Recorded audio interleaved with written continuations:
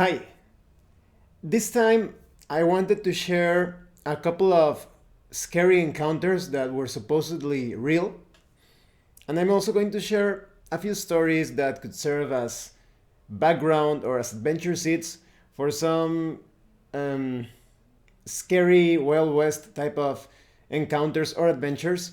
They should be modified because they are not that scary by themselves. I just wanted to share them because um, I consider them to be somewhat remarkable details from several decades back here in Mexico, specifically in the in Chihuahua. That's the northern part of Mexico. So I thought that it would be great to use those stories as seeds for scary or weird West sort of tales. Even though, like I said, they happened in more recent times, but I think that they fit the concept perfectly. And these stories are quite close to me because they are stories that happened to my when in the time of my grandfather. So before we get into the scarier part, that is the potentially supernatural events, let me give to you a bit of the background for the stories. Several decades back, Chihuahua was a bit like the what you would expect to see in Wild West stories. All of the people were allowed to carry guns. Even children, when they were very young, they were um, instructed or taught in the ways on how to use firearms. And this actually protected them from many predators, both humans and animals. They managed to defend themselves from different kidnappers and robbers. And so, in that area, one grew up with the knowledge of how to use a firearm. I've been in favor of everyone being armed for a long time. I think that gun control or keeping people disarmed is the most stupid thing to do. It's obviously put there as a means to control people because when you put a law that prohibits people from carrying guns, you're basically saying that it's okay for government thugs and criminals to carry weapons while the average decent citizen is completely unarmed and unprepared for anything that could happen. So, unless you have certainty that there are some sort of impossible to corrupt cops that or soldiers that magically teleport to where something bad is going to happen, it's the most moronic thing to do to prohibit the carrying weapons or firearms. The anyone that's basically armed and wants to kill you and you're at the place where that same criminal is, he can easily kill you and then the cops arrive, but it's no use then because you are already dead. So when you compare modern Chihuahua with that time, it was much safer back then. There was a lot more respect and everyone was more aware. And crime was oftentimes frustrated because of the actions of people, of normal everyday people that were carrying firearms. Because nowadays everyone can go into a building or a bus and if they bring out weapons or a group of people with weapons, they can easily do whatever they want with the citizens. But imagine that every one of those people were armed. Suddenly, those three, four, or even just one guy that is trying to hurt people is now surrounded by so many people that are carrying. It's impossible for that criminal to win. So yes, there's a lot of shadiness going on when it comes to gun control. But in this story, like I told you, several decades back, they all carried weapons. It was a time of it was the concept of the tough hombre or the uh, tough mujer, I guess you could say. And so it is during those times where my grandfather was in between his he was about 30 and 40 years old more or less when this happened. And just to here's where we start to give ideas on how to create some adventures. um, my grandfather, we had very little contact, to be honest. We met a few times because we live in separate states. He has passed away, but the interesting thing is that, well, he was closer to his other grandchildren, but several weeks before his passing, I started to get like a strange feeling. And it was during a particular night when I actually dreamed about my grandfather, and he was sitting in a wheelchair. And that was very strange to me because, mm, like I said, we weren't that close. There were months that when I didn't know anything about him. And he suddenly, during that dream, he got up from the wheelchair, almost kind of like shambling, and he was looking quite normal. That is old, but normal in the dream. And he gave me some advice, messages that I'm not sharing because they are too personal, that they have to do with my personal life. And then the dream stopped. The dream stopped, and it was when I woke up later that day when I received that call that my grandfather had passed away, and they said that during his last moments he needed to use a wheelchair because he couldn't walk, and I didn't know that he was going through that. So it's very strange that I dreamed about him in a wheelchair, and I didn't know that he couldn't walk anymore. That is during those couple of weeks, if I'm not mistaken, because of some sort of disease, he couldn't walk. So that's very strange. I think that plays well into the supernatural events. Now, when it comes to my grandfather, when he was much younger, like I told you, he was very tough. In fact, he met my grandmother at a party because there was this guy that pulled out a knife, and my grandfather took him down without being armed, that is, only with good old fashioned fisticuffs.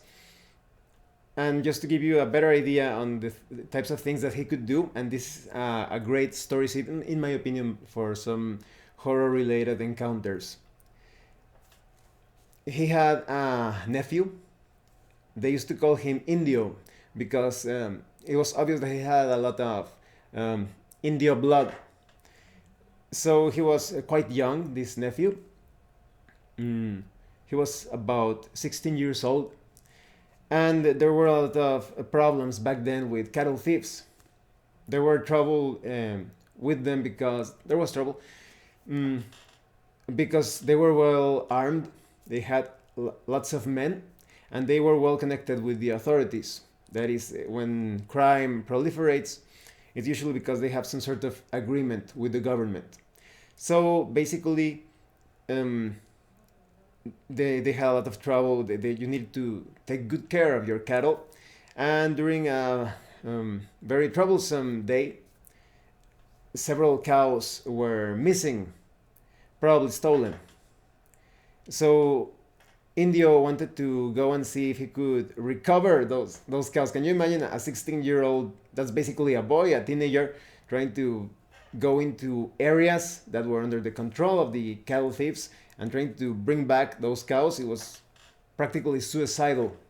And back then, you could shoot someone that was going into your territory, and you had the right to do so.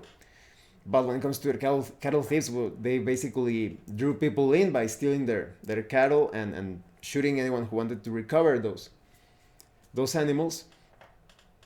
So Indio went into that danger zone, and several hours passed and he didn't come back.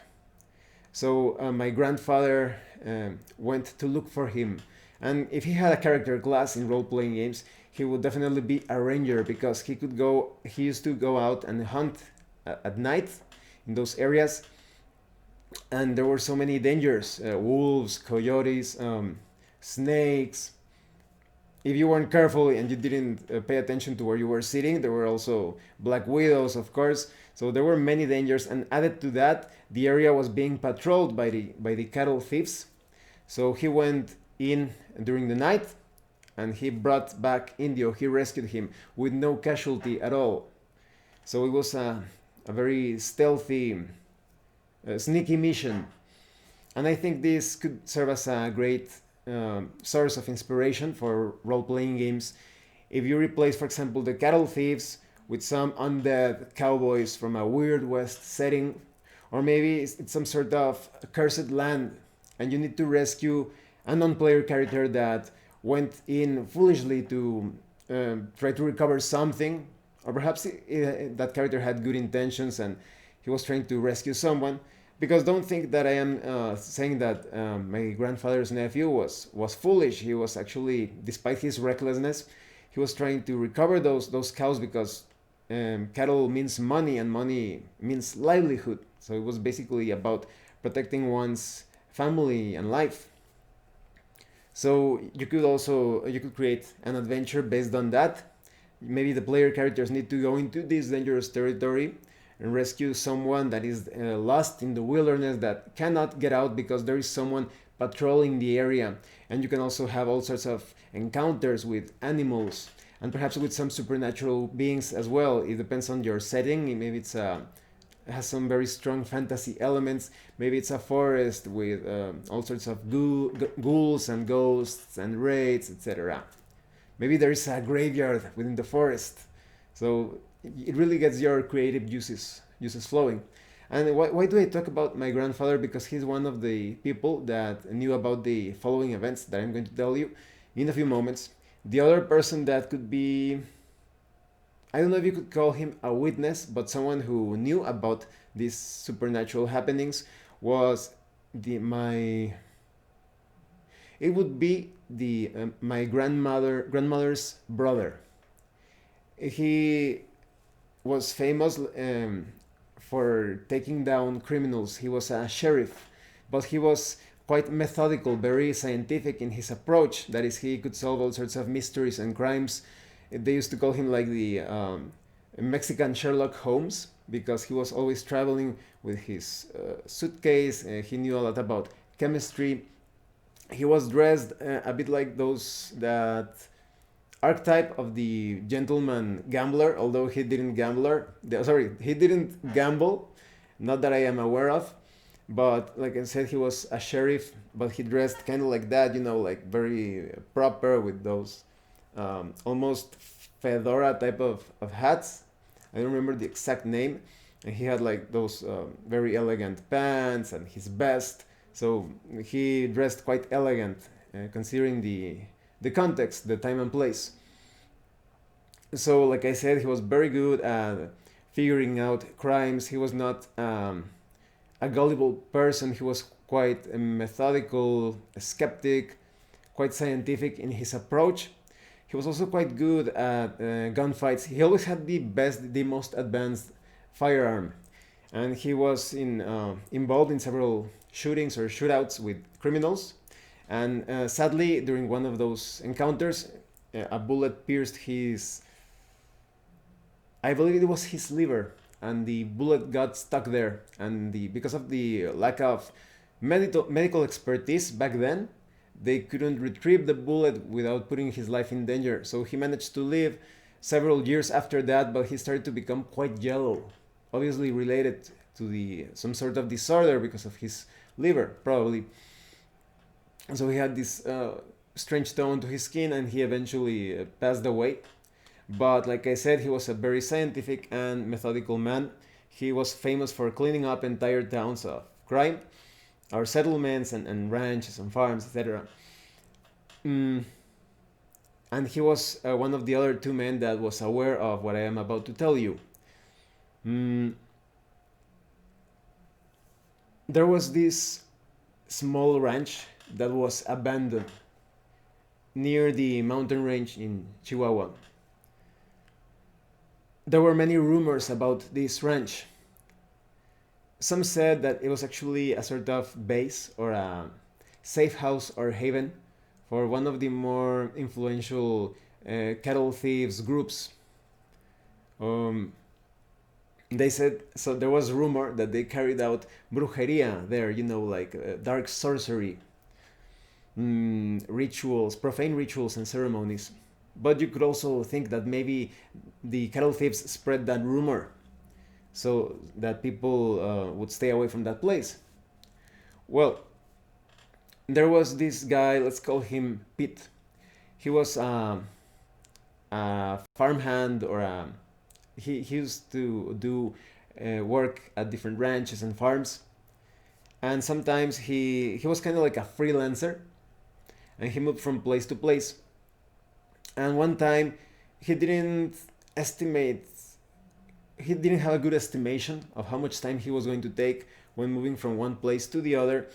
And before he knew it, he was riding alone when it was about to become night, just a bit um, at sunset. So he needed a place to stay. He didn't want to ride alone because there were many dangers. Not only animals, like I said, wolves. In some parts, there were actually like bears, all sorts of things. The terrain was somewhat treacherous too. Mm, and there were bandidos or bandits, criminals, and also cattle thieves that were going through the area transporting their stolen goods, and they didn't want witnesses. So he wanted a place to stay, to pass the night until it's daytime once more. And he rode close to this abandoned ranch that I told you. And now Pete was quite the skeptic as well. He didn't believe in ghosts and all of that. So he didn't believe that the ranch was cursed. He was worried that it was actually true, that it was being used as a sort of a safe house. So he tied his horse nearby in an area with trees to check things out first. And he went into the ranch. It was quite small. It only had about 3 standing structures. He went into the largest one, and it was so dark. And it was somewhat cloudy. The moon wasn't helping at all in giving you light. So he was moving as carefully as possible. The room was quite, like I told you, very dark. I don't know exactly what he was using as his source for illumination. Probably an oil lantern. Back then they used to carry oil lanterns with them. Some of them did have more sophisticated means of lighting, but it was quite, like I said, several decades back. Probably, yeah, before the, probably around the 20s, or somewhere around that time. So he went into this room, and he saw a fireplace. He decided to light a fire, and in the fireplace, and he noticed that there was something on top of the fireplace. It looked like some sort of rag. So maybe he thought that they left behind some sort of mantle or some sort of bundle of clothes. So it was quite cold. He wanted to build a fire, start a fire in the fireplace, and suddenly he felt like someone was constantly slapping his head with some sort of fur or rag or something. So I imagine that he raised his light source, and he saw the corpse of a woman just on top of the fireplace, and her hair, because of the air, was slapping at him, and it moved around too much. It was quite scary for him. You see this corpse, and the hair moves as if it were alive. You know that it's the air, but it was moving like that. So he got quite scared, and he immediately left the room, went outside of the ranch, and just at that very moment, he saw a group of men riding into the structure.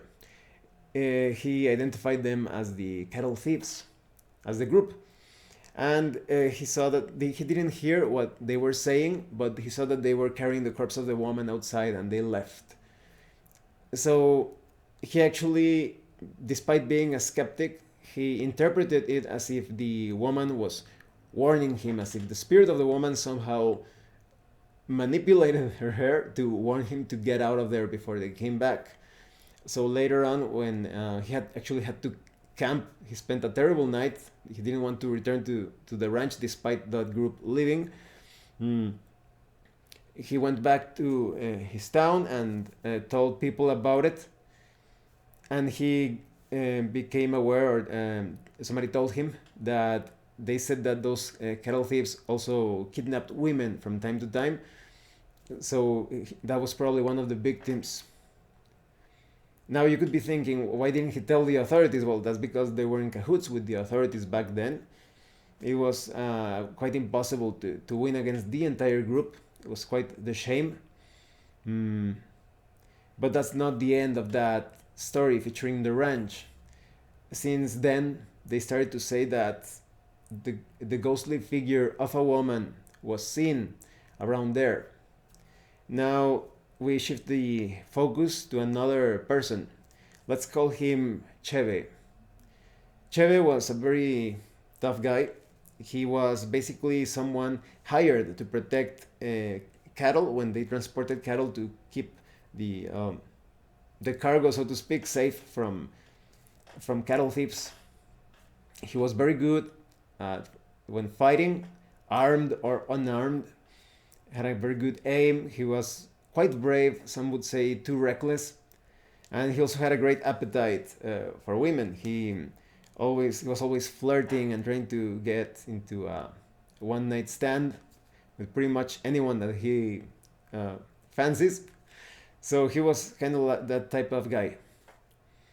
And so it was one during one of those journeys or trips transporting cattle that they also had to camp near that ranch because it was getting very late.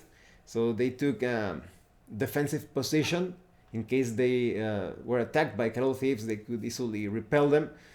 Mm. And they were just joking and telling stories, and suddenly their attention shifted to the ranch. They started to tell about all of those scary stories, those rumors that the ranch was haunted and it was used for ceremonies and brujeria and all of that. And then they all saw in the direction of the ranch, and they saw this woman walking alone. Now, it was very unusual, not unlikely, but very unusual to see a woman walking around in the wilderness. Um, Very dangerous for the lady, of course, but there were some women that were carrying guns, and they had a really good aim. They knew how to handle themselves. So there was a small chance that it was a normal woman that perhaps was um, traveling with another group.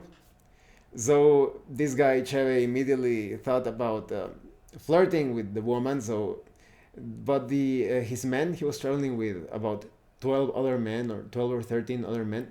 They warned him that maybe it wasn't such a good idea, that that ranch was supposed to be haunted, and they said that sometimes it was used as the, like I said, like a sort of haven for cattle thieves. Maybe she was the woman of one of those um, criminals. But he ignored all of that, and he started to walk towards that woman. She was several meters away. So his men only saw Cheve approaching the woman, flirting with her and saying things like, hey, bonita, voltear a verme, así como que, hey, pretty face, come, look around, take a look at me, I'm talking to you.